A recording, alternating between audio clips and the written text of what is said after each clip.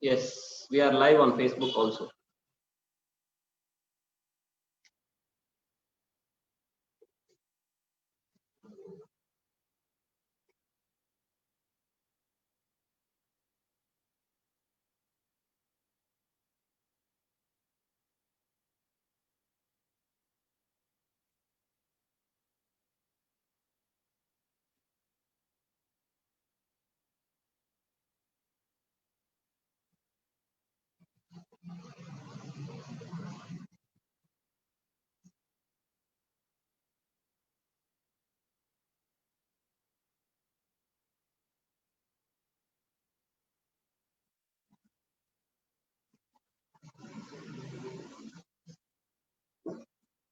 Namaste to all. Welcome. We will be starting in another 2 minutes. Yes, we can start in just about a minute now, and we are live on Facebook. I'm just wondering why, and I'm trying to contact Zoom because they don't seem to have renewed our profile capacity, which is strange. I've been billed for it, but my account is 1,000 capacity account. I'm sharing the Facebook link here. You can share it with your groups, and this will be going. They can join us live on Facebook through this. Okay, so let's start. I'm very happy to have you all here. Thank you for being here. Good evening, good morning, good afternoon, depending on which part of the world you've joined us from. And welcome to this session organized by Atmatva, the smart way to become smart. Very grateful to have Vaibhav here. He's a senior pranic healing instructor. He's been in the school for over 2 decades. And he teaches within India and also outside India. He's taught in many countries. And he's also one of the trustees of the Karnataka Pranic Healing Foundation. So thank you, Vaibhav, for being here. It's over to you. I'm going to be pinning your video now, and let's start. Thank you. Thank you, Nina. So we welcome all of you to this session on smart ways, to become smarter. Yes. Is my voice clear? Perfect. Okay. Thank you. Yes. See, in the olden days, the kings were chosen based on fights. They used to give a kind of competition, and whoever was the strongest would actually become a king. Okay, so muscle power. Now, in the present world, who wins is the one who is very smart. Okay, so if you see most of our leaders, it can be leaders in any field. It can be politics. It can be whatever. The successful people are the ones who are smart, who are intelligent. Okay, and the ones with big muscles will become their bodyguards. Okay, so if you want to conquer the world in today's world, you have to be smart. So this is a kind of session open for all the people, wherein we discuss certain ways as to become smart, to become more intelligent. So I'm going to share my PowerPoint presentation so that we can all see that. So I'll take you through that.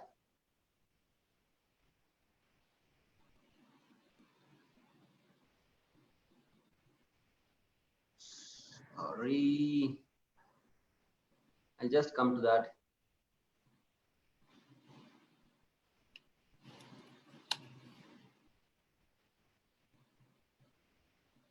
Okay, so you can all see this, right? Yes. Thank you. So smart ways to become smart. Let's go. Now here is a very interesting fact. The brain just occupies 2% of your size. If you take the whole body into consideration, the brain takes only 2% space. But it is the one of the largest consumer of energy. Okay, whatever you eat, for example, a lot of energy goes to the brain. Almost 20% of the daily calories is going to the brain. Okay, so it takes a lot of energy. So why?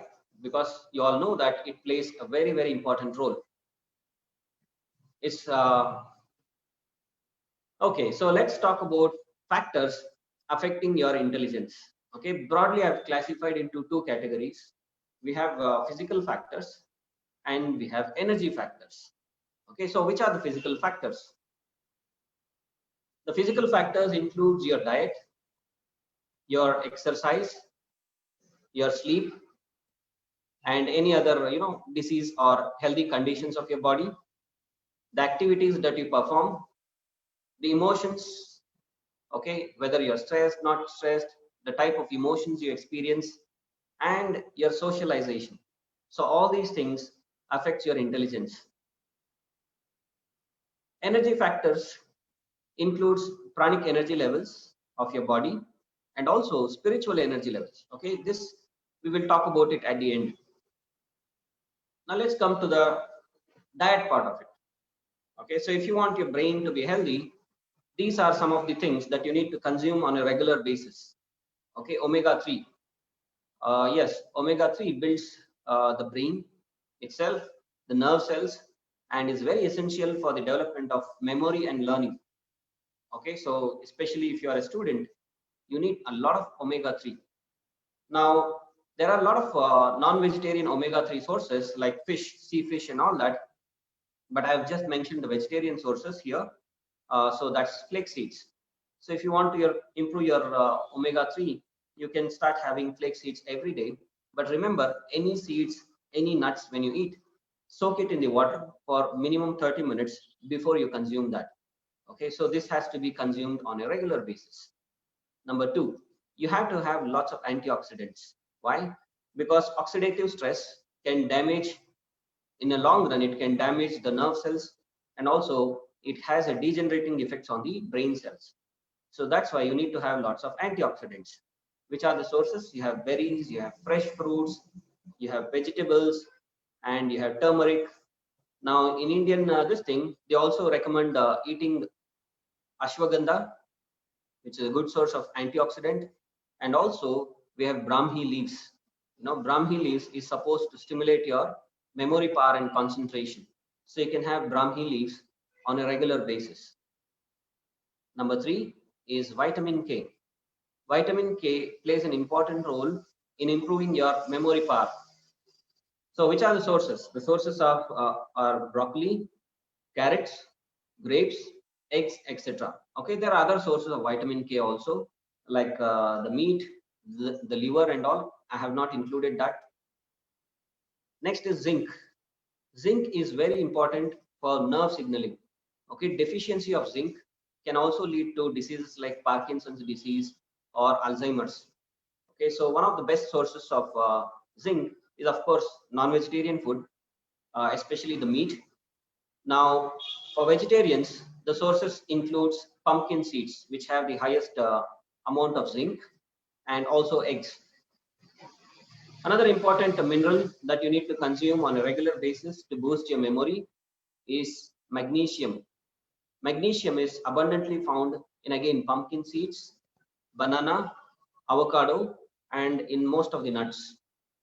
And lastly, the vitamin B complex, which is very, very important for memory and healthy functioning of your nerves. So that includes, whole grains, eggs, oats, barley, and there is a millet called as foxtail millet. This has rich, a lot of amounts of vitamin B complex. So this helps in enhancing your brain power. Okay, that's about diet. So basically what I'd like to tell you is eat healthy, fresh fruits, vegetables, nuts, and all the seeds and whole grains. They're extremely good for your body. Okay, and also try to avoid eating junk food, which, because it's not really helpful. Your body spends more energy to digest them, and also it leads to unnecessary obesity, and also it leads to some amount of mental confusion also, because it disturbs your etheric body. So it creates a kind of confusion and lack of clarity in the mind. So that's it. Next, let's talk about exercises. exercises plays a very, very important role in the healthy functioning of your brain. Okay, especially yoga. There are certain yoga poses that are very, very helpful to improve the circulation to your brain and also to the about the energy flow to the brain. These are some of the poses I have shown here. One of the best exercise to perform every day is the Surya Namaskar. You know, if you see YouTube, you'll have lots of videos which will guide you as to how to perform the Surya Namaskara. You can do this every day for a minimum of 10 times. 10 times. Okay, 10 Surya Namaskaras is something good for you. And after that, you can do some of the exercises like the headstand. You can see the first picture from the left. That is the headstand. Of course, you can't do this right away because not all of you are compatible for that. You try to take the support of a wall and try to do headstand. Okay. Next, we have something called as Sarvangasana. Sarvangasana is where you rest your whole body weight on your shoulders and lift your legs higher. So that's Sarvangasana. Then we have Padmasana, which is commonly called as the lotus posture. See, when you sit in the lotus posture, it is said that it balances all the 72,000 nadis in your body. Along with the chin mudra, the energy gets transmuted to the brain cells. So this enhances your memory power and concentration skills. And the other asana is called as Bhudarasana, where you keep your feet parallel to the ground and you bend forward and try to dip your head down. Okay, the last picture you can see that the cartoon with the yellow top, that is Bhudarasana. So you can assume these poses every day for about 3 to 5 minutes. Okay, in all these postures. So that will enhance proper supply of blood to your brain and it improves your memory power and concentration. Okay, of course, there are people who also do other types of exercises. Most of the exercises improves general overall circulation to your body. But when it comes to brain, these are some of the very good yogic poses that will actually enhance the brain.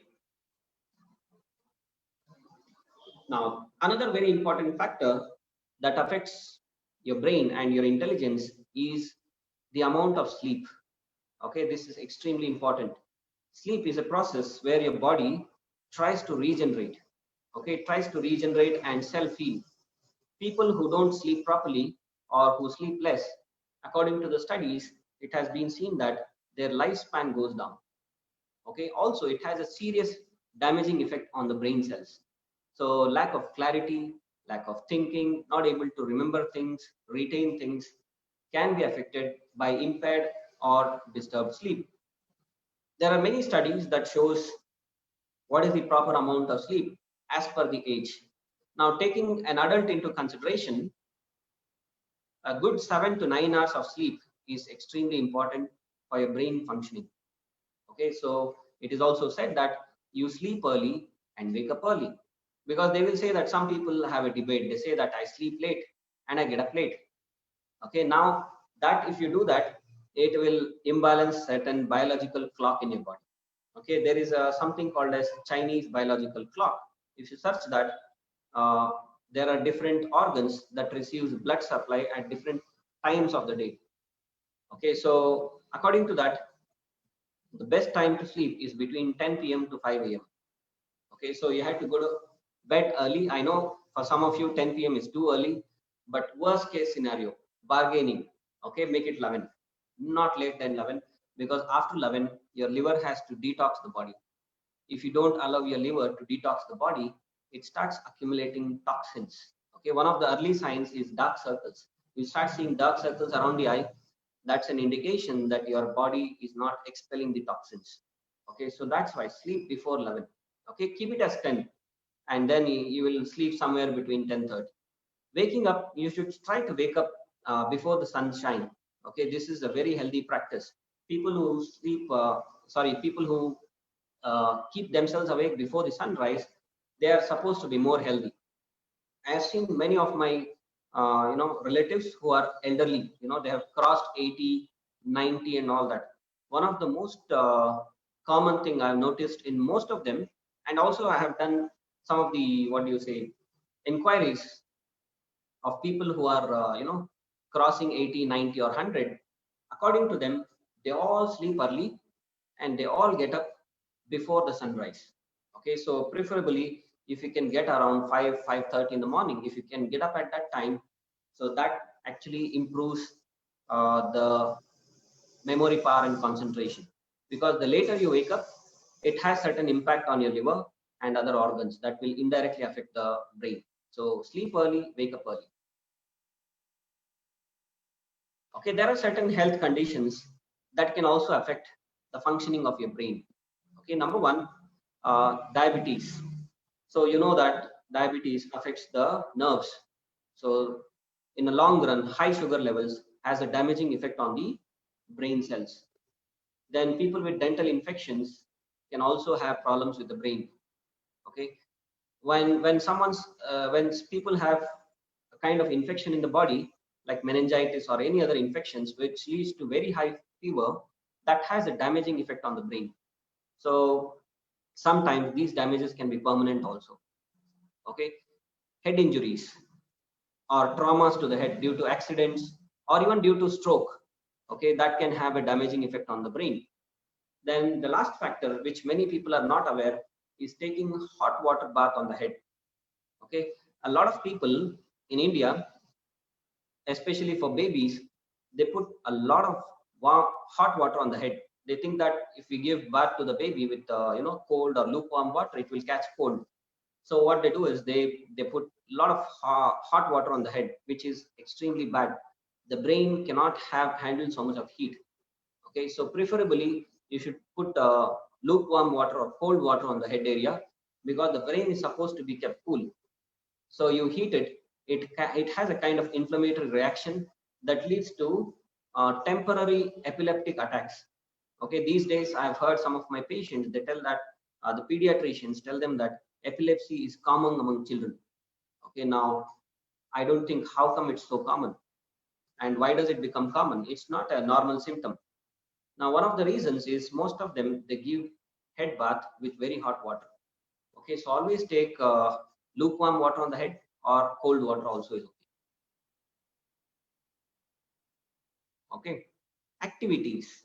Activities play an important role in keeping your brain in a working condition. It's like an engine, car engine. You don't use the car frequently, the car engine will get spoiled. So in the same way, brain needs constant stimulation and activities that that makes you think. For example, problem solving. Okay, you have many puzzles, crosswords, all that.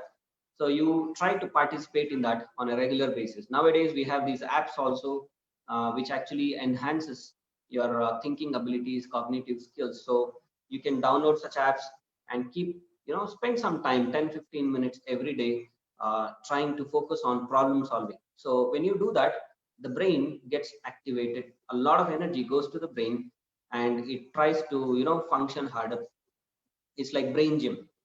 Next, sometimes we focus too much on calculation, remembering, etc., but we forget the other side of the brain. Okay, so one side of the brain is for analytical process, the other side of the brain is for developing creativity. So creativity also should be given equal importance. Okay, so you should try to participate in drawing, spend some time. You may not be a good artist, but try to draw some things once in a while. Okay, at least once or twice in a week, do some painting. It may not be nice, but you try to express your feelings, or you try to write something, draw something on the paper with your own colors. Okay, that actually develops some amount of creative abilities in the brain. And also listening to music, okay, that also helps. Now there is also something called as neuroplasticity, which actually is how the brain functions. For example, when you're trying to develop a new skill, the brain tries to regenerate new nerves to build a kind of connection. Okay, for example, just for an example, when you write using your right hand, okay, because the signals pass through certain parts of the brain, every time you write with the right hand and the signals are passing in the same path, it develops a kind of pathway, a permanent pathway, which stimulates your right hand. Okay, it's like when you walk, imagine there is a field, and you walk in the field. Every day you walk on the same path. The path where you walk, it becomes a kind of dry, plants don't grow there. So there is a path. So in the same way, when you start using certain skills on a regular basis, the brain builds a permanent network in that area. So it's like building the path, walkway. So the brain develops nerves to help that. Now the problem is, if you do only those things throughout your life, the path becomes rigid and there is no new path that's trying to grow.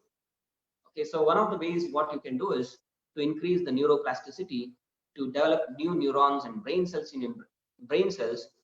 You can start writing in your left hand. Okay, or let's say try writing in a mirror image.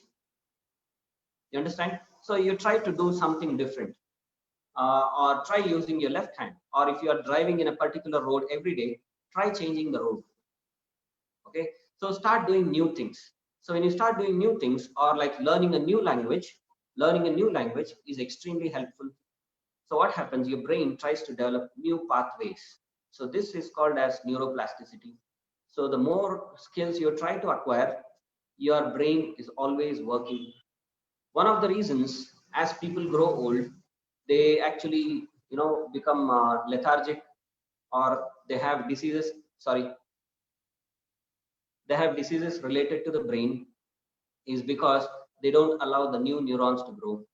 Okay, they do the same old things for 20-30 years, and the brain gets stagnated because the brain stops functioning, because it's the same routine. You do the same routine. So you have to do something new every new and then, or learn dance, okay, or learn some sports. Okay, so when you keep doing new activities, the brain is always kept active. Okay, next, emotions and stress. Negative emotions or stress or negative thoughts has a damaging effect on the brain. For example, when you're stressed or when you're anxious for a prolonged period of time, the body secretes certain hormones. Okay, in psychology, we have an instinct, or there is a response by the body to a danger, which is called as flight or fight instinct. So these responses are actually shown by the body due to certain critical conditions. Now when you're constantly exposed to stress, or when you're constantly exposed to anxiety, your body is always in a fight mode. Okay, so there are certain stress hormones that's released by the body constantly. So it's like you're always ready for a fight, or there is always a kind of tension. So when there is a kind of tension and worry all the time, this affects seriously the functioning of the brain. Okay, a lot of negative signals are produced by the brain, a lot of chemicals are released by the brain, which are not really healthy. Okay, so it's extremely important that one must develop positive thinking. Okay, self affirmations. There are a lot of self affirmations to enhance your brain functioning. You can keep saying that, affirming that on a regular basis. Positive image helps. See, one of the beauty of the brain is, when you start visualizing certain things, the brain believes that you're doing it. Okay, and it releases certain chemicals and reactions to it. For example, if you visualize that you're exercising, okay, for about 15-20 minutes, the brain believes that you're exercising. Okay, it's like cheating your brain. So the brain believes that you're exercising, and it starts to release and it starts to burn calories. Okay, it's not joking. You can see these researches also, it's available there. So the brain starts thinking and believing that you're actually exercising, and it starts burning calories. Okay, so when you start thinking in a positive direction, when you start visualizing that you're being successful, you start visualizing that you're positive, you start visualizing that you're able to forgive people, you're able to be happy, even though you may not be. Okay, say these affirmations, and the brain believes that, and it starts secreting positive hormones. Okay, so that is extremely important. Your emotions, your beliefs, your affirmations, your thoughts, your words has an impact on your brain. Okay, so keep thinking positive, try to be happy, and say positive affirmations. It has a building effect on the brain. So your brain can, that's why people say I'm young at heart. Young at heart, maybe the body is old. So that means they are always lively and joyful. That affects the brain. Okay, so that's this point. The next point is socialization. This is extremely important. And unfortunately, today people are not socializing. Why? Because of course, this is COVID. That's a different scenario. But even without this lockdown, people were not socializing. You know, they do everything online. You want to go somewhere, you don't want to go, you order it online. Okay, you want vegetables, you get online. You get everything online. Okay, and within the family, if there are 3 4 people in the family, all of them have their own mobile phones. So in the evening, when all of them are at home, they hardly talk because they are talking in the phone. So there is lack of socialization. So when there is a lack of socialization, uh, this has an impact on your brain. In fact, according to the studies done by psychologists, they say that one of the main reason for depression in today's world is due to lack of socialization. People don't know their neighbor's name. Okay, but you will see in their Facebook, they'll have thousands of friends. Yeah, you've seen that, right? So this is the problem. So when people don't interact on a regular basis, you know, it creates a kind of rigidity in your mind, and it also creates uh, a kind of isolation feeling. You know, they don't compromise. If it is not working according to me, then I will not be there, something like that. Okay, so this actually makes you very very rigid. Okay, lack of socialization brings down your moral values. Actually, you get irritated, you start developing a kind of excess ego or pride. And then you know, there are many things, because in Facebook, for example, you don't like someone, you can always block them. Okay, but you cannot block your neighbor like that. Okay, so what happens when you socialize, there are certain people whom you actually don't like, or maybe there are people who will what do you say, who will be friendly, who will be nurturing. There are also people who are irritable. So what happens when you socialize, you will develop certain skills. You know, for example, there is a person who is always negative or critical. You know how to deal with this person. Okay, or when a person is very friendly, you know, okay, how to deal with this person. And there are certain people who may be cunning, so you know how to deal with these people. So your brain is actually working constantly in dealing with people. On the virtual world, it doesn't happen like that. You don't like someone, you can always block them. Now the problem is, if you constantly block people there, you try to do the same thing in real life. So when you try to do the same thing in real life, obviously you'll have relationship problems. You always tend to walk out away from people. So this is a serious problem. So socialization is an extremely important skill for your brain. It develops adaptability, flexibility, improves your moral values also. Okay, so socialize with people, go out, buy something, talk to people, express yourself. So this is extremely important. It's one of the brain activities. So you need to keep doing this. Okay, so that's the importance of socialization. So all these things are extremely important when it comes to physical factors affecting your brain. Okay, now let's go to something called as the energy aspects. Okay, now pranic healers who are already you know, into pranic healing, they know what I'm going to talk about. Okay, but there are also a lot of people who may not be into pranic healing. Okay, so for them, I'll give this explanation. Now, if you go in, if you see any of these religious pictures, you know, the pictures of saints, prophets, or messiahs, or avatars, or the bodhisattvas belonging to different religions, you see their paintings. There is a halo around the head. There is a kind of luminous light around the head. We call it as halo. Now, have you ever wondered why the painter always writes that? What is the reason behind that? Okay, do they walk around with an LED bulb around their head or something like that? Why do they have that? So even when I was a kid, I was always wondering why there will be a sunlight or something like that behind the head. Why not it's there with other people? Then according to some of the scientific studies across the globe, there are a lot of scientists from Russia, from China, from the US. There are many parts of the world. They did lots of scientific studies, and they realized that there is something called as the bioplasmic body. Okay. Now in the Upanishads, thousands of years ago, the Indian rishis had written that the human body is not just the physical thing that you see.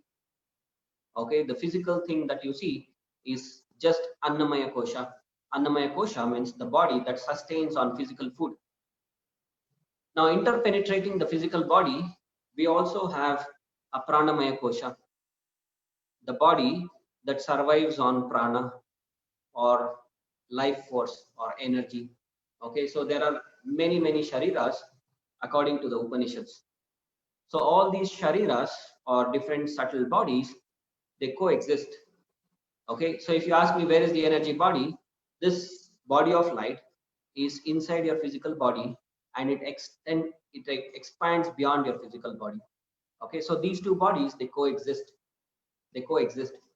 So according to the studies, they also say that what affects one will affect the other. For example, if you have a physical body, you have a headache, the corresponding energy body near the head area will have grayish, cloud-like things. So we call it as used up or dirty energy. So there will be disturbances in the aura. Or if you have a stomach pain around the stomach area, there are disturbances. Now, the energy body also affects the health of the physical body. The energy body has many functions. Okay, number one, the energy body absorbs life force or what we call as prana or energy from the surroundings. Okay, surroundings like the sun, the air, the earth, the trees, so many things around you. Okay, it absorbs energy from that and it vitalizes your physical body. Now, most people believe that you survive on physical food, the water, and the air that you breathe. But you also need the life force always. The energy body absorbs this life force from the nature and it energizes your physical body. Okay, so only when there is a life force, the physical body can be alive. When there is no life force, the physical body dies. Okay, this many people don't know. So when you increase the life force in the energy body, it has a healing effect on the physical body. It has a healing effect on the physical body. That is how a lot of energy schools have come up today. Okay, Pranic healing is one of such energy schools. This was developed. Okay, this was developed by Master Chow Kok Sui. Master Chow Kok Sui, he's from Philippines. He compiled a lot of things about energy and different techniques, and he gave it a form. So we call him as the founder of modern Pranic healing. So he gave a system of healing wherein the healer works on the energy body. So Pranic healing involves no touch and no drugs because you don't have to touch the physical body. Sometimes people get confused. How can you heal someone without touching them? My dear friends, we are in a wireless technology. You don't need to touch everything. You want to operate your TV, the TV understands your hand gestures. Your mobile phone understands your hand gestures. Okay, so we are living in a wireless technology. So of course, the health or the healing can also be wireless. You don't have to touch. So the massage and other things, of course it works, but you can produce the same result with healing without touch also. So how? By manipulation of prana. So in pranic healing, what we do is basically we remove the negative energy from the etheric body, and then we transfer the healthy prana to the affected part. So this enhances the rate of healing in your physical body, and then the body starts getting healed. Just to make it simple, I can give a demonstration. Okay, let me see. Just a second.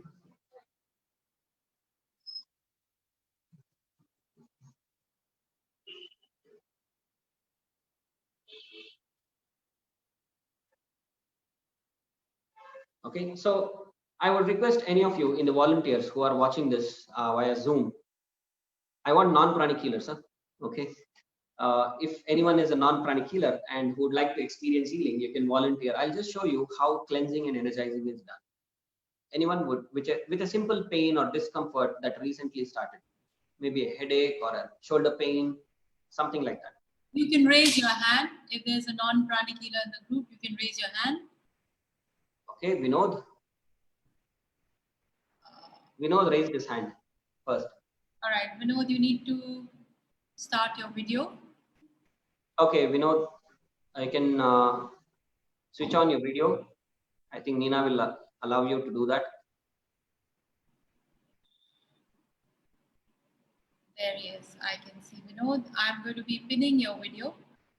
All right. Can everyone see Vinod? Vinod, I would request you to switch on your video. I would like to see you. Yeah, he can. He switched on his video. Okay. Can you spotlight him? Is it possible? I have spotlighted him.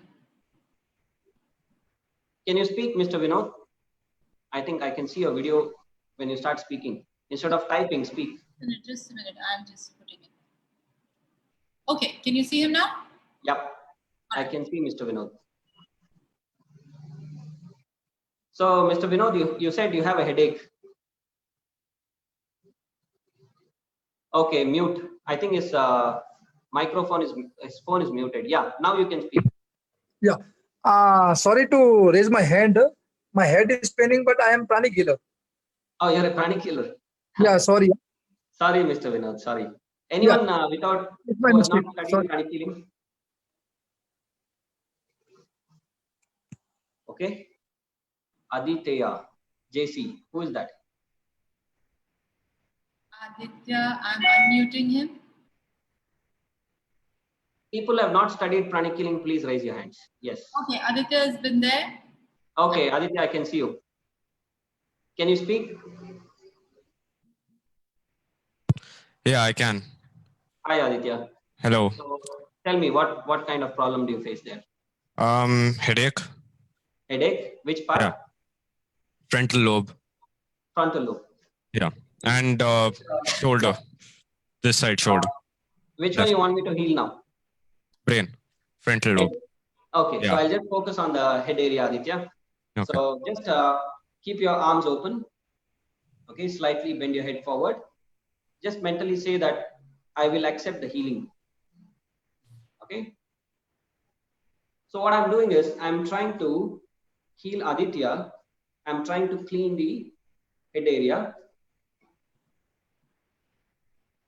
Okay, this is a technique taught in pranic healing.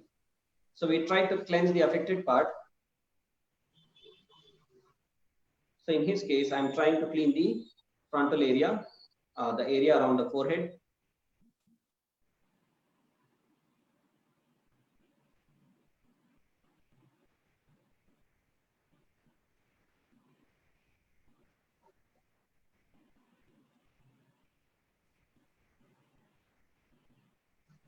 Aditya, do you feel anything now?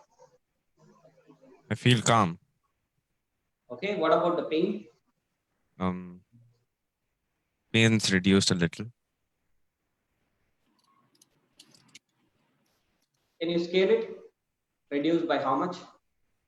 By 30%. Okay. So I'm cleaning some more.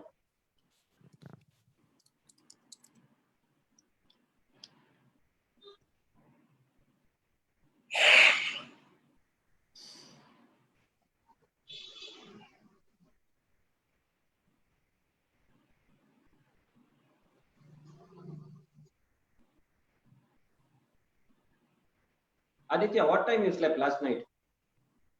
11 sharp. Sharp 11. Okay. Yeah.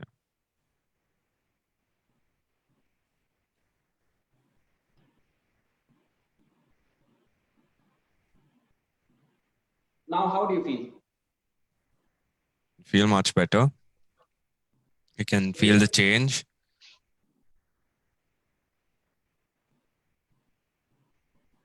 So in percentage wise, how much do you think has the pain reduced?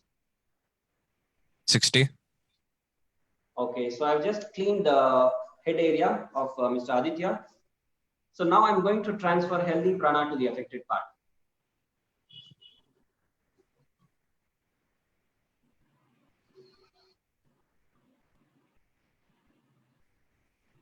Now when I'm doing this, I'm not going to transfer my energy to Mr. Aditya, because if I give my energy, I will get depleted.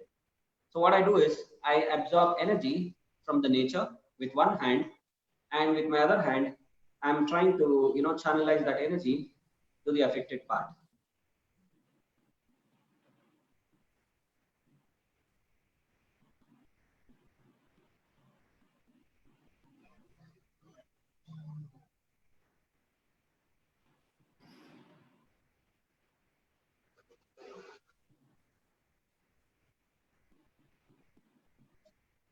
Yes, Aditya, how do you feel now?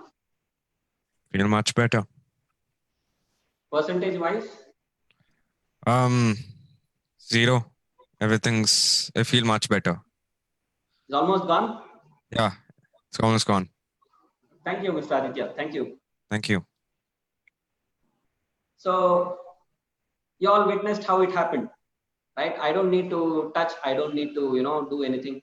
So this is a very simple technique. So you just have to transfer or channelize the energy and it affects your physical body. Okay, I'm gonna do again the screen share. I'll go back to my slides.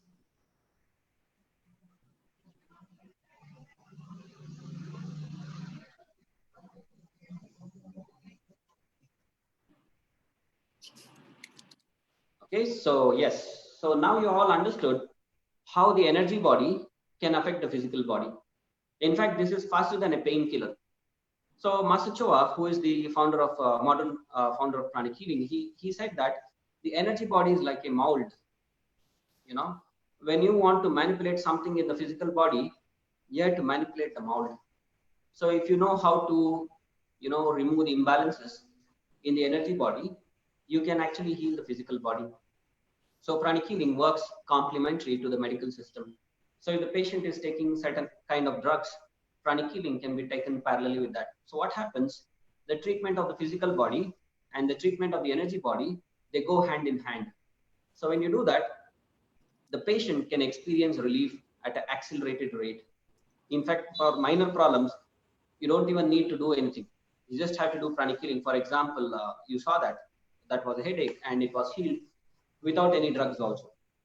Okay, so something like that.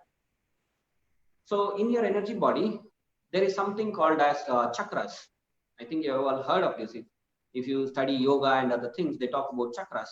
So what are chakras? Chakras are basically whirling energy centers. So these energy centers, they control and energize various physiological and psychological functions in your body. They affect your organs, internal organs, and they also control your psychological functions. So one of the things what we do in pranic healing is we work on these chakras. We try to clean them, and then we transfer healthy prana to the chakras. In fact, I did the same thing to Mr. Aditya also. For him, I cleaned his crown chakra. You can see in this picture, the top one, the crown chakra, the forehead chakra, and the Agna chakra. So I just cleaned these chakras and I energized these 3 chakras and he felt better. Okay. Now these chakras, the 3 chakras, which I mentioned just now, they also affect your intelligence because they directly control your brain. Okay. So your brain is controlled and affected by some of these chakras. So when you cleanse and energize these chakras on a regular basis, then the intelligence goes up. Okay, so as pranic healers, you know how to do that. For people who have not yet studied pranic healing, I would strongly suggest that you take up a pranic healing course, and it's very easy to learn. Anyone who is above the age of 16, with an average intelligence, you don't need to be a genius, you don't need to be a psychic to learn pranic healing. So with an average intelligence, you can actually undergo the course. Yeah. Now, this is something interesting. See, your intelligence, your relationships, your success depends on quantity and the quality of prana or energy your aura contains. Okay, if you see the picture, first picture, okay, the first picture, you can see some kind of grayish or some kind of dark spots in the aura. Okay, the smaller one. So that is ordinary person. The person is filled with stress, irritability, etc., etc. And as he starts practicing meditation and pranic healing, the aura becomes bigger, bigger, bigger, and it becomes luminous and extremely powerful. So with so much of energy, you can easily climb the ladder of success. Why? Because people notice you, they notice you because you're always positive, you're always loving, you're always giving, you're always helpful, you take the right decisions, you're intuitive, obviously you'll become successful. And based on law of attraction, when you have positive thoughts and positive emotions in the aura, and when you have lots of prana in your aura, you attract similar things from outside. So if you're positive, you'll attract positive people. You'll attract positive situations. You'll attract good luck. Okay, so that is why it's extremely important what you store in your aura and chakras, because that is what makes you. Okay, so this pranic healing helps you to build a very clean and strong aura with certain techniques. So what are the techniques? Number one of the meditations that pranic healers practice is called as twin hearts meditation. Okay, twin hearts. The name itself is a kind of peculiar. Don't you think so? Because you see, we only have one heart, right? We only have one heart according to the science. And when we say twins, where did the twin come from? That's the question. Okay, now, if you see these movies, any movies in any part of the world, they say that love is connected to heart. Love is connected to heart. So that is why when people say I love you, they say from my heart I love you. Or someone who is nice person, we say, oh, his heart is big. Okay, so if you ask a medical doctor, what happens if the heart becomes big? So they say, oh, that's a dangerous condition. It is cardiomegaly and the person will die. Now, when you say heart is big, are you talking about the physical heart? Or if you ask the medical doctor, how is physical heart connected to love? So the doctor will laugh. They say, no, no, no, no. Physical heart just pumps blood in your body. It has nothing to do with love. So all these movie people, they're crazy. They just connect heart to the emotion. Okay, now, if you want to understand this, you need to understand a little bit about chakras. Okay, so there are energy centers, like I already mentioned, that are located in your etheric body. So these energy centers, they have physical and psychological functions.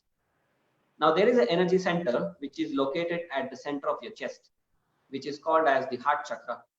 So when the heart chakra is developed, the person is very, very loving. He is a sweet person. Okay, he is able to forgive, very helpful person. So that's why we say, okay, his heart is big. So it's not the physical heart, it is the chakra. So when the heart chakra is developed, the person has a lot of peace, calmness. So this center is called the center of love. Okay, now there is one more center which is on top of your head. Okay, exactly at the center of the head. That center is called as crown chakra. In Sanskrit, it is also called as Sahasrara chakra. The heart chakra is called as Anahata chakra, and in the crown chakra is also called as Sahasrara chakra. The crown chakra is the center of universal love. It is the center of universal love. What do you mean by universal love? It means you love all the people. You love the nature, you love the plants, you like the animals. So this love coming from the crown chakra has no limitations, no boundaries. So the heart chakra love is for your friends, for your family members. The crown chakra love is for the whole world. That is why in the olden days, people who occupied certain responsible positions like the king, they used to wear a golden crown, symbolizing that their crown chakra was really big. But I don't know if all the kings had a developed crown chakra. You have heard of many kings, they did things that is not a symbol of love. Anyway, so when the crown chakra is highly developed, you experience universal love or divine love. That is one of the reasons, when you experience that, you dedicate a larger part of your life for the cause of others. Okay, selfless service. So when you do that, the crown actually develops. So when the crown chakra is spinning at a very high speed, it produces a halo around the head area. okay, which is shown in the pictures of saints or prophets or the avatars. Okay, so they had a really developed crown chakra because they felt love. They did lots of service to mankind. So in this meditation, we actually focus on these two chakras. Okay, so the crown chakra also makes you an extremely intelligent person. Okay, I would say intuitive person. Now, what is intuition? Intuition is called as direct perception. Direct perception. So intuition plays a vital role in your success. For example, if you are intuitive and if you are a businessman, intuitively you will know where to invest money and where not to invest money, what product to produce, what not to produce. Okay. Now, intuition is something, what do you say? It's like direct perception. I'll give you an example. Imagine that there is a room, okay, and there's an elephant in the room, and there are two people who go to that room. One is a blind man, and one is a man with the eye. What will the blind man do? The blind man will touch the elephant. He will touch the legs, he'll touch the trunk, he'll touch the skin, and then he will, he will draw a mental conclusion saying that, okay, this can be an elephant. How did he know that? Because he studied it. He studied. He used this abstract and concrete intelligence, and then he came up with the solution. And he says, yes, mostly 99%, this is an elephant. Okay. Now the man with the eye, he will not touch the elephant. What he will do? He will just look at the elephant, and he will say, this is an elephant. So intuitive people are something like that. Okay. So in intelligence, there is something called as mental intelligence, and there is something called as intuitive intelligence. So when you start practicing Twin Hearts meditation, you develop more of intuitive intelligence. Now, intuitive intelligence saves your time. Saves your time. Why? The reason is it's quick. You don't have to study the market. You don't have to study the recession, the bank pay interest, all that. You don't have to study the factors to understand economics. You'll just know that, okay, this is how it is. This is how it is. I have to do this. Okay, for example, Google will calculate the weather based on humidity, wind speed, and temperature. It will say, okay, tomorrow it will rain at this particular time. If you ask the app, are you 100% sure? They say, no, 99.9%. But a yogi sitting somewhere can tell that tomorrow at this time it can rain or it cannot rain. He didn't use Google. He didn't study humidity. So that is called as intuitive intelligence. Okay, so it saves your time. You can take decisions just like that. So the crown chakra is the center of intuition. So you become super smart. So you become successful in life. Okay, so in this meditation, we basically activate these two centers. Okay, so and then you become an instrument of God and you channelize the energy. See, many times people say that meditation is not doing it, is doing nothing. You basically realize who you are. It's going deep inside you. Now it's not an easy task. Can you sit just like that for 10 minutes?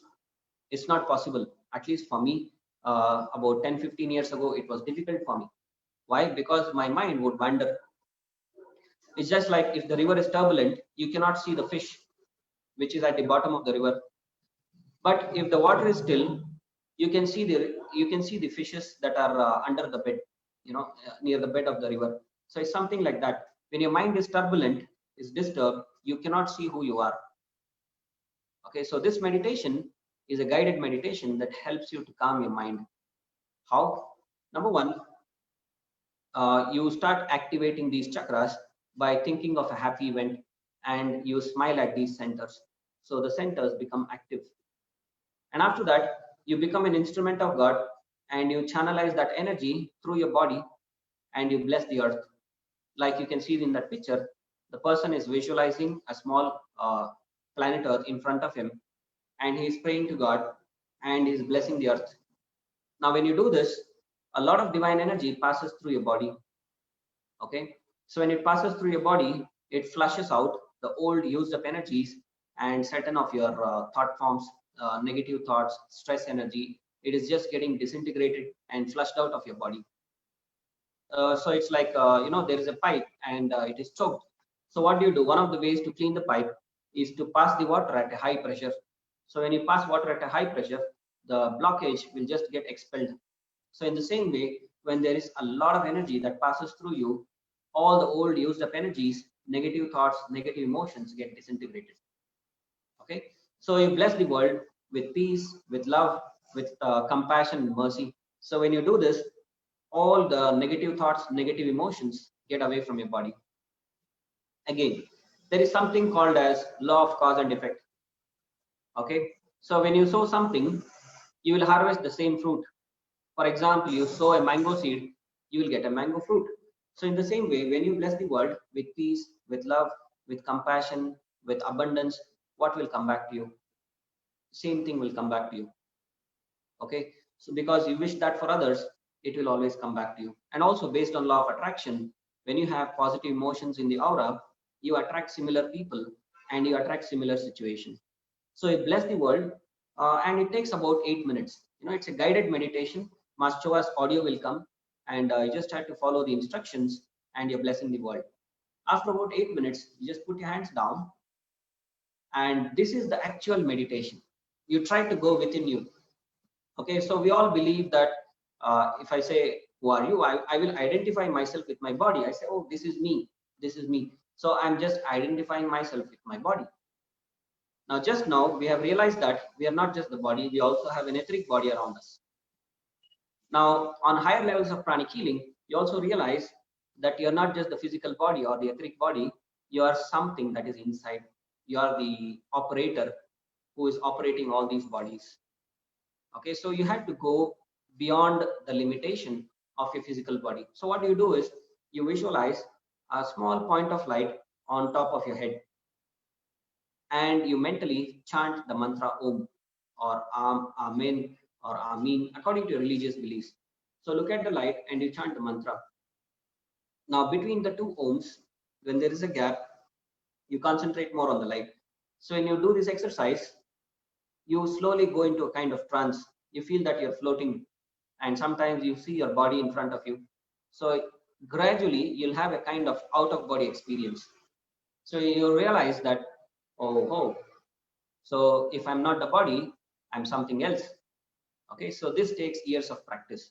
So you can at least start walking towards that. Now, after experiencing that stillness, there is a silence, there is a silence for 2 minutes during which you have these spiritual experiences.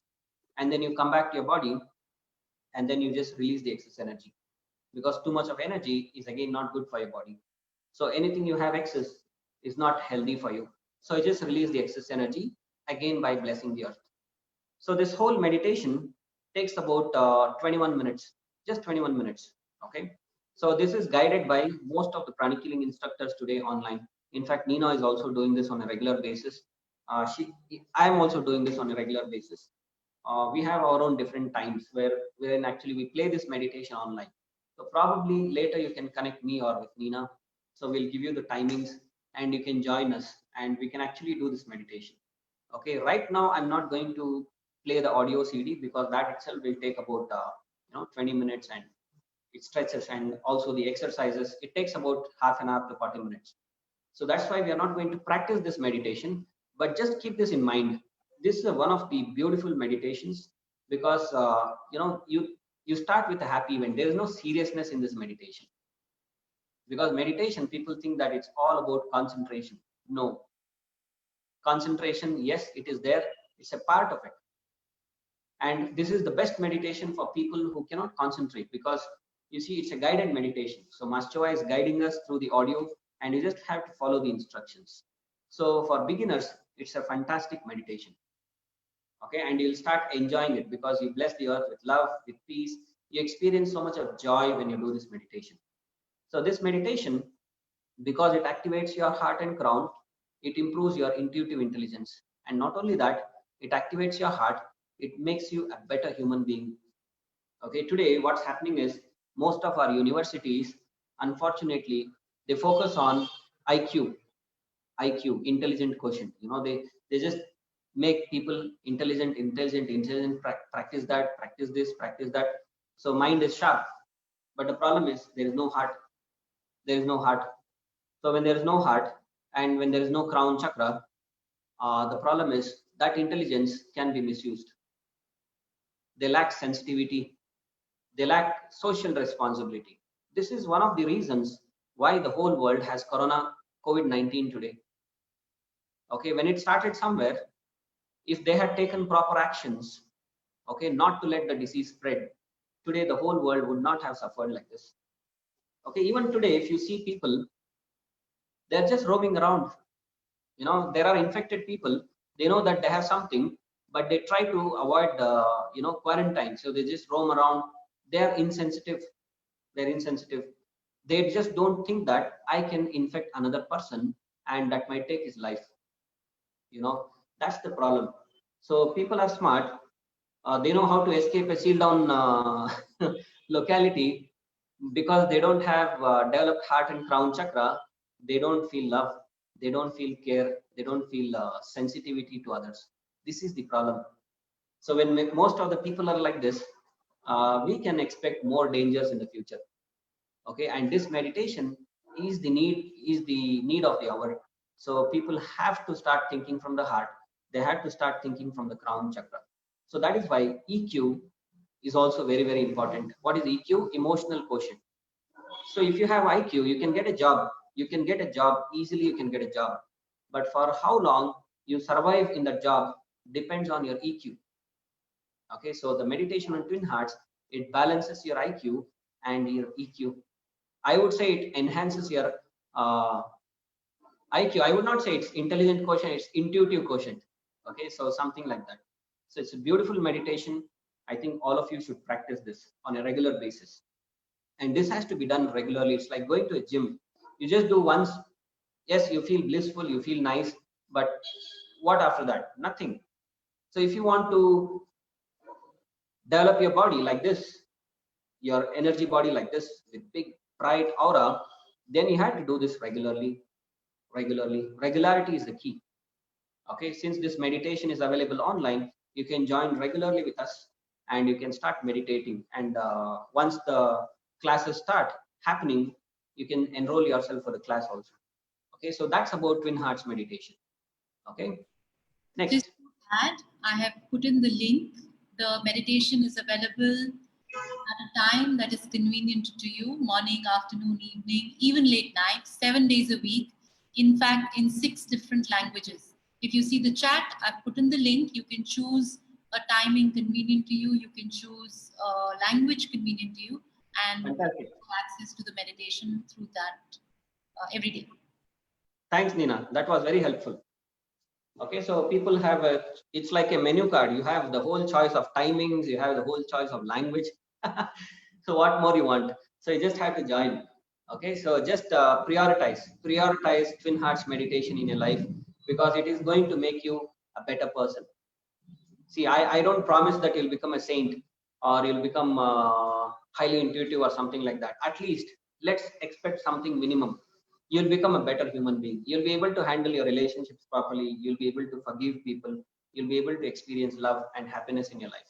That is at least the minimum expected things from the meditation. Okay, that you will experience very soon. Next, we have something called as pranic breathing. See, this meditation on twin hearts charges your body with spiritual energy. I was talking to you about the energy factors. And in that, if you remember the slides, I told about 2 things: spiritual energy and pranic energy. Okay, so spiritual energy is the meditation on twin hearts. Okay, pranic energy is the pranic healing technique, and the second technique is pranic breathing. The breathing technique, according to yoga, they say that when you do breathing in a certain way, you also absorb a lot of prana. That is why it is called as pranayama. Breathing exercise, they are called as pranayama, because when you do breathing exercises, you absorb prana into your body. Okay, it is not just air, you absorb prana. That is why it is called as pranayama. If it was just air, they could have called it as yoga yama, vayu yama or something like that. They never would have used the word pranayama. So prana is the life force. So through breathing, you can manipulate the flow of prana into your body. So there are simple breathing exercises which we are going to discuss now, which was given by Master. Now, to do any kind of pranayama, first you should understand how to breathe properly. Okay, now you may be laughing. What is that? How to breathe properly? We are all breathing. Of course, we are all breathing, but not all of us are breathing properly. So what is proper breathing? When you inhale, you all know that your lungs expand. Okay, the lungs cannot expand frontally. Why? Because you have a rib cage, which is bone. So the bones will not allow the lungs to expand frontally. So your lungs expand downwards. When you inhale, your lungs expand downwards. You can see that in the picture. So when your lungs expand downwards, it pushes your diaphragm down. So when the diaphragm goes down, your abdomen expands. Now when you exhale, your abdomen contracts, pushing the diaphragm up and squeezing the lungs. The air comes out. So this is called as abdominal breathing. So when you inhale, your abdomen expands, and when you exhale, your abdomen contracts. Now if you see small children and babies, they'll be breathing like this. The problem is, as we grow up, especially in the teenage, we change the way we breathe. Why? We become beauty conscious. We want the abdomen to look very slim, and we want to make the chest bigger. So what we do is, we do something called as shallow breathing or chest breathing. In shallow breathing, there is no abdomen movement. So the person does short breaths, just allowing the lungs to slightly expand and contract. Or in thoracic breathing, they inhale, the abdomen goes inside, and when they exhale, the abdomen comes out.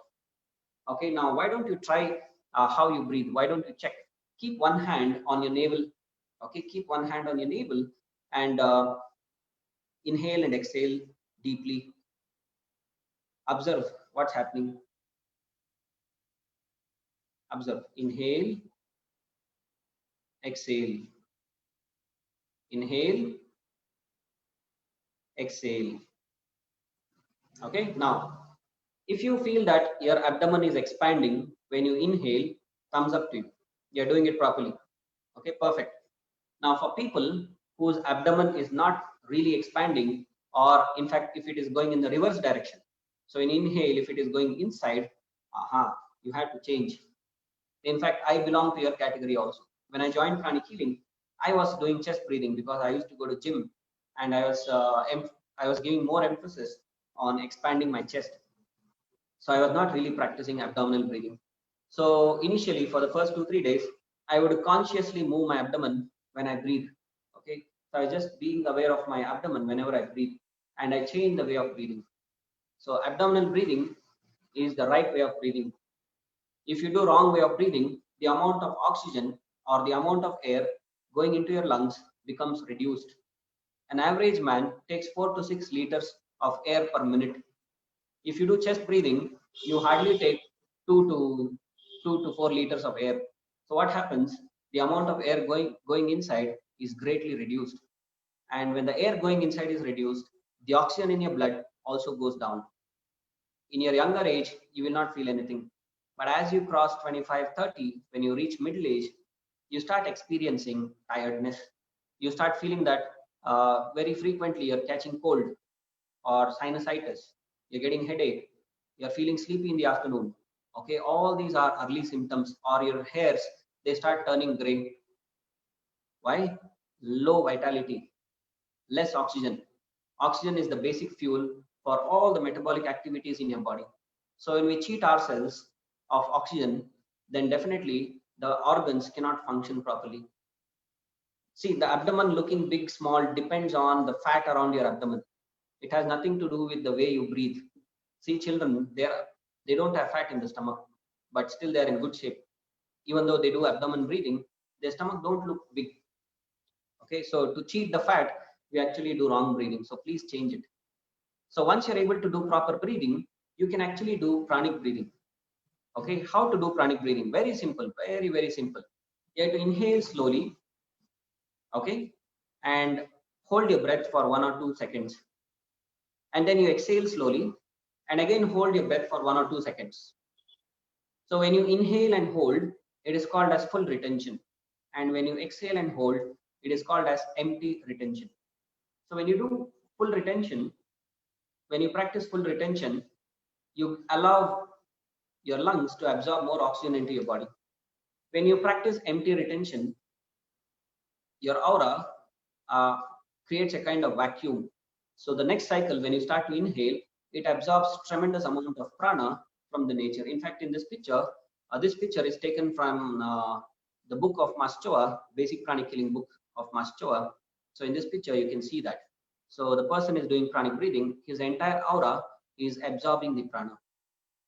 Okay, so you absorb a lot of prana when you do empty retention. So this way of breathing increases your life force, increases the prana in your aura, makes your aura dense and makes it stronger. And it also increases the size of your aura. Okay, did you understand? Very simple. Inhale slowly, hold, exhale slowly, hold. This way of breathing is called as pranic breathing, deep breathing with empty retention. Deep breathing with empty retention. This is the first type. The second type of breathing is called as 7171 pranic breathing. Now, according to the studies, when you breathe in a rhythmic way, the breathing is more powerful. See, the deep breathing with empty retention, there was no counts. There was no counts. So sometimes you inhale more or sometimes you exhale more. There was no counts. So in 7171, it is very, very systematic. So when you inhale, you count 7. You hold for 1 count. Then you exhale slowly and count 7. And again hold for 1 count. Okay, inhale 7, hold for 1, exhale for 7, hold for 1. How do you count? You can count mentally. Now the problem is sometimes when you count mentally, you tend to count too fast or too slow. So the better way is to hold your pulse. You can hold your pulse, and according to your pulse beat, you can practice this. Okay, so for 7 pulse beat, you slowly inhale, hold for 1 beat, and as you exhale, count 7 pulse beats, and after that you hold for 1. So this will allow you to absorb a lot of prana. Would you like to try this? Yeah, I will not guide you. Just practice this for 3 cycles. Okay, inhale, hold, exhale, hold. That is 1 cycle. Just for 3 cycles, just to have an experience of it. You can hold your pulse. Can you all feel your pulse? Anyone without the pulse? All of you will have a pulse. You just have to feel it. Okay. As you inhale, start counting 7. Hold for 1. Exhale for 7. Hold for 1. Inhale for 7. Hold for 1. Exhale for 7. Hold for 1. Inhale for 7.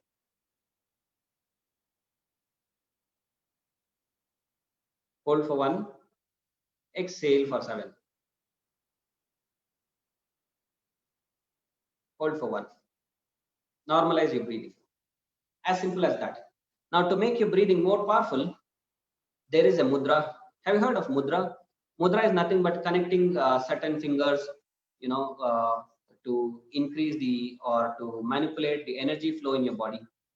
Okay, one of the common mudras I think you have seen in many pictures is the chin mudra. You connect your thumb and index, right? You have seen that. So for pranic breathing also there is a mudra. What is the mudra? Now this mudra is nothing to do with your fingers. Okay, it is something to do with your tongue. So you have to curl your tongue upwards and connect it to the upper palate. Okay, just curl your tongue and connect it to the upper palate. So this connecting tongue to palate in yoga, it is also called as Kechari mudra. So you just connect your tongue upwards. So when you do this, the pranayama becomes extremely powerful. Okay, so this has amplified effects. So you can do this when you practice pranayama. You can also do this when you do meditation. Okay, this increases the energy flow in your body. Okay, so the next type of breathing is also called as 6363 pranic breathing. I think you already guessed how you do this. Yes. So when you inhale, you count 6. Okay, then hold for 3 counts and exhale for 6 counts, and again hold for 3 counts. So the 6363 breathing is supposed to be more powerful when it comes to energizing yourself, because the retention period is more. Your body can absorb more prana. So this breathing can also be practiced 6-3-6-3. Okay. Now you can choose. There are 3 breathing techniques. One is without the counts. One is 7-1-7-1, and the other one is 6-3-6-3. So whichever breathing technique is comfortable for you, you can practice that. Now the question is, how long should I practice? You can practice this to start with. You can practice this for 5 minutes, or you can start with 10 cycles. You start with 10 cycles, and then you slowly increase. According to Maschova, in his book Pranic Psychotherapy, he has written that when a person has too much of anxiety or extreme stress, he can practice this breathing for 10 to 20 minutes. 10 to 20 minutes. So when you feel extremely anxious, when you have lots of disturbances in life, when you're not able to focus on your work or not be happy, you can try this also. You can just practice this for 10-15 minutes. You'll feel a lot of relief. Okay, it has a kind of de-stressing effect. So if you have stress, uh, this breathing expels all the stress energy. And not only that, because you absorb fresh prana into your body, you feel energized. You don't get depressed. If you have the tendency of getting depressed, practice this breathing every day for 10-15 minutes. Okay. Now, if you can't do this on a regular, on 10-15 minutes in one stretch, you can split it. You can make it 5 minutes in the morning, 5 minutes in the afternoon, 5 minutes in the evening, something like that. So if you do that, the benefits are very, very good. The breathing technique looks very simple, but as you start practicing, you can see a wide range of benefits. Your mental clarity will be very, very high. Personally, when I studied pranic healing, I was in my 12th standard. Okay. And one of the reasons I studied pranic healing was I was poor in my academics. Okay. So my parents told me that, why don't you learn this? It might help you. And when I graduated, I was one of the toppers because of the techniques of pranic healing. And one of the technique is this. So whenever I would sit for studies, I would always do pranic breathing for about 5 minutes, and then I would study. Okay, so it gives you lots of mental clarity. So when you want to start your work in the morning, you can start with pranic breathing. So you do that, you'll have lots of benefits. Okay, in the afternoon, when you feel sleepy, you do pranic breathing again. So that makes you supercharged. Yeah. So that's about pranic breathing. There is one more technique called as super brain yoga. Okay, so this is a kind of ancient yogic practice which was again studied, compiled, and revealed by Maschua, because this was an ancient practice which was forgotten, or I would say the teachings were diluted or distorted over a period of time. Okay, so this to teach super brain yoga right now, we don't have the authorization. Okay, so probably in the future, once we get the authorization to teach super brain yoga online, we will come up with that. Okay, so but just to give you an idea, in pranic healing, there is also a book written by Maschua called as super brain yoga. So if you happen to visit any of pranic healing centers near you, please buy this book. Okay, super brain yoga, written by Maschua. So this book talks about a lot of techniques on the energy, on the chakras, what are the benefits of doing this, and lots of researches. Okay, he's Maschua. He's a very skeptical person because of his educational background. He's a chemical engineer by qualification. He just doesn't believe things because somebody said so. Okay, he has his own style of experimenting. So super brain yoga was also experimented in different parts of the world, because sometimes people get biased. They say yoga means India, so it's not like that. So this has affected population from different parts of the world and different age groups, and the results are amazing. Personally, I have been practicing super brain yoga also, and I have seen how my academics improved. So this is one book you should not miss. You should please buy this book, study the technique, and you start practicing this on a regular basis. uh, let's say you practice this for the next 3-4 months, and you take an IQ test, and you'll see amazing results. Okay, there will be definitely an increase in many aspects of your IQ, whether it's creative, whether it's analyzing things or reasoning skills. it will improve. I've seen that. Okay, it's a very simple exercise which takes less than 1 minute. Less than 1 minute. So the last advice is to do super brain yoga. Last but not the least, I have kept the most powerful technique at the end. Okay, so learn super brain yoga, practice it on a regular basis, and you will see the results for yourself. So we have covered physical factors that can improve your functioning of the brain. Okay, then we also discussed on the energy aspects that also improves your brain. Always remember this. You should always have the integrated approach. Okay, integrated approach is actually very, very effective. Just doing the physical factors may not be sufficient, and just doing the energy part also may not be sufficient. So you have to bring together.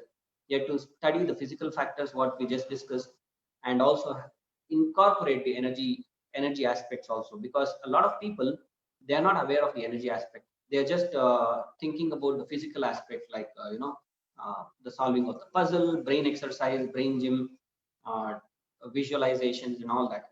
But there are also energy techniques that will increase the energy levels in your brain and that can produce amazing results. So have the integrated approach and you will definitely be successful in life. Okay, so with that, I would like to conclude my speech. I thank each one of you for making this event an amazing session, giving me this opportunity to share whatever I could now.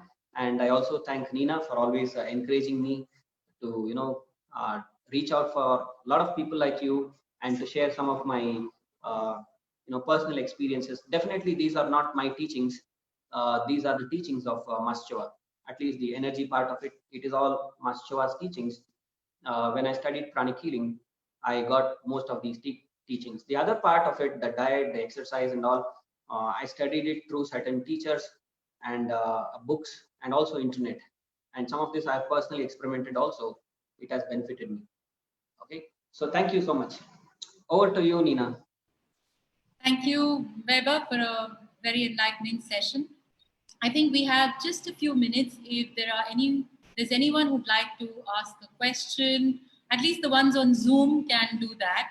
On Facebook, we are seeing the comments and we look them up and we'll try to answer and reply to the comments later on. But anyone on Zoom, if you have questions right now, you can unmute yourself and ask the questions. I'm just going to make it possible to unmute. And we'll just take a few questions and that's it. I will say bye-bye to the people on Facebook. Thank you all for joining in. We are really Ma'am, namaste. just really about the Ma'am, namaste. just 1 second, Shreyanti.